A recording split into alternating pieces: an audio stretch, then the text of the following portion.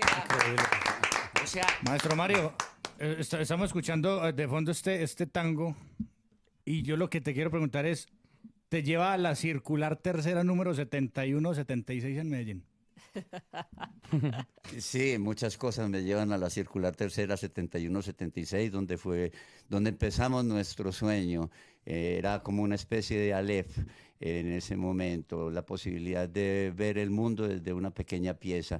Y a esa pequeña pieza llegó la luz un día. Porque debía los servicios. Era pobre, mi madre. ¿Cuánta gente le cabía a esa pieza? Normalmente llegaron a caer 15 personas, ¿cierto? Pero muy estrechos. Inclusive había gente que miraba la hora desde afuera, desde las ventanas, porque las ventanas daban a la calle.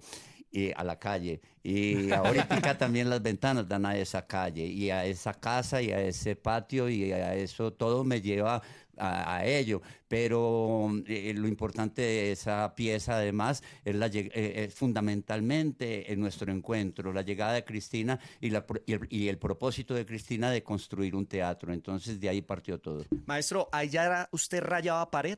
Ahí ya escribía todo en esas paredes de ese cuarto, ¿o no? Sí, y botaba pintura en las paredes. Hay una de las obras que no mencionamos ahí, que es la prehistoria del águila descalza, y es el sueño de las escalinatas, que lo hacía tirando pintura en el piso, en las paredes, un poco como la relación del trabajo teatral con las propuestas de Jackson Pollock y el dripping y todo ese reguero de objetos y pintura. O sea, eso siempre le llamó la atención a usted.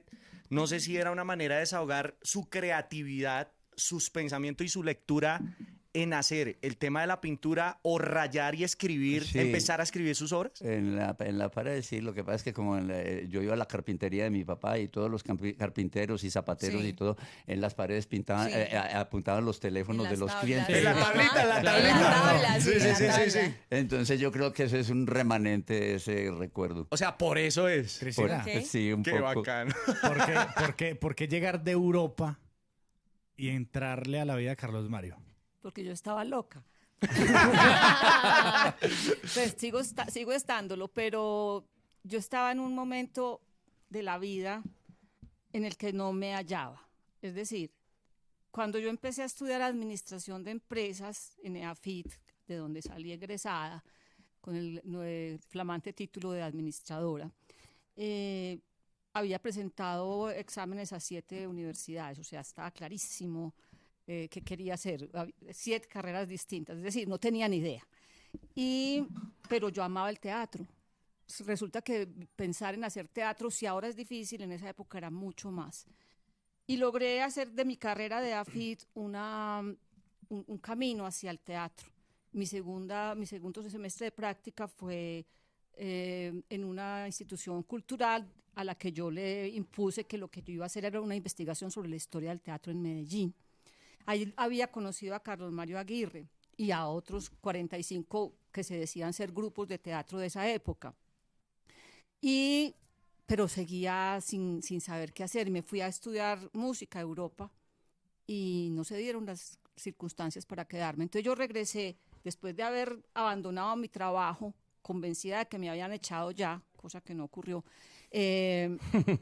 Regresé todavía con el jet lag y estaba en cartelera Carlos Mario presentando La cantante calva.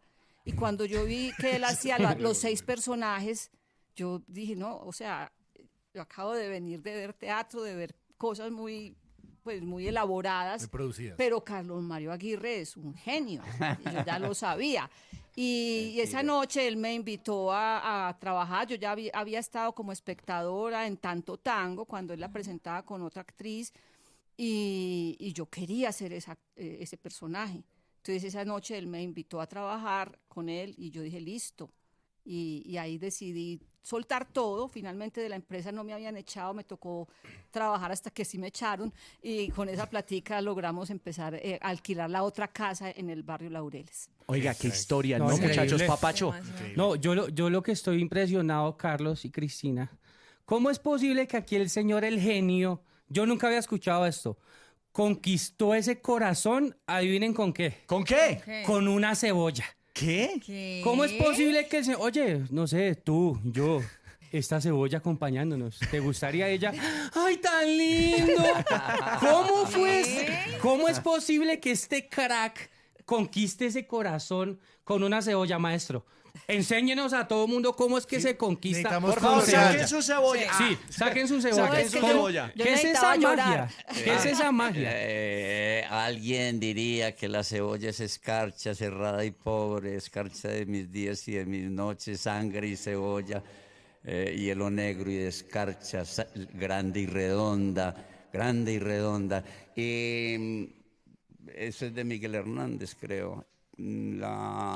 Era lo único que había en ese momento para comer, en realidad. Cristina se quedó esa noche. Yo era prácticamente un fakir en ese momento. Y estuvimos hablando y yo no sé por qué me dio a mí por eso, ¿verdad? Yo ahora lo pienso y es una cosa imposible. Hoy en día comerse una cebolla, y le dije, es lo único que hay. Pero él quería que me fuera. Claro, esa era la estrategia. No, porque ponía a prueba a mucha gente, además, en mi vida, porque yo era un lobo estepario, yo era un lobo, yo no sé cómo Cristina se casó conmigo, Dios mío bendito, donde yo hubiera sido el papá de Cristina no la hubiera dejado casar conmigo. Yo ahorita que estábamos afuera le decía, ¿cómo pudo pasar todo esto? Después de que vos, Cuervo, llegabas y decías que yo me había empelotado en Tel Aviv, en el Hotel Sheraton de Tel Aviv, y cuando en la pieza donde estábamos con los jugadores de la Selección Colombia, y cuando de pronto me quité los pantalones, no sé por qué, era muy exhibicionista en esa época, tenía cuerpo suficiente para hacerlo, y tiré los pantalones por la ventana hacia un patio interior del hotel, y cuando me acordé, en el momento de tirar los pantalones, me acordé que ahí iban los dólares. Entonces yo era muy loco y en ese no, ahora soy como diría Borges, ahora soy un señor que se corrige. Y le dije a Cristina, es lo único que hay. Es lo único que hay. Y mordí y era de pronto una metáfora de la serpiente y Eva. Yo era en ese momento sin tener una manzana. Yo le mordí la cebolla, Cristina la mordió y yo ahí supe del temple de Cristina. Después ya no comíamos cebolla, sino que yo tenía un amigo, Gustavo. Ellos vendían en la 70 de Medellín, ahí en la carrera 70, con San Juan, tenían unos pasteles, vendían en una pastelería. Y yo esa noche invité a Cristina a la pastelería. No, era una pollería. Era una pollería, sí. Y la vendían pollo asado y todas esas cuestiones. Entonces yo le dije, y yo no tenía plata con que invitar a Cristina. Y le dije a Cristina, y que tal vez para 2 pasteles. Y le dije, ¿vos qué querés? Y me dijo, con un consomé y pastel. Yo pedí lo más barato. Y entonces yo le dije a Gustavo, Gustavo, Escucho. consomé y pastel hasta el lunes. 9:39, el Águila descalza en la calle. Ya volvemos.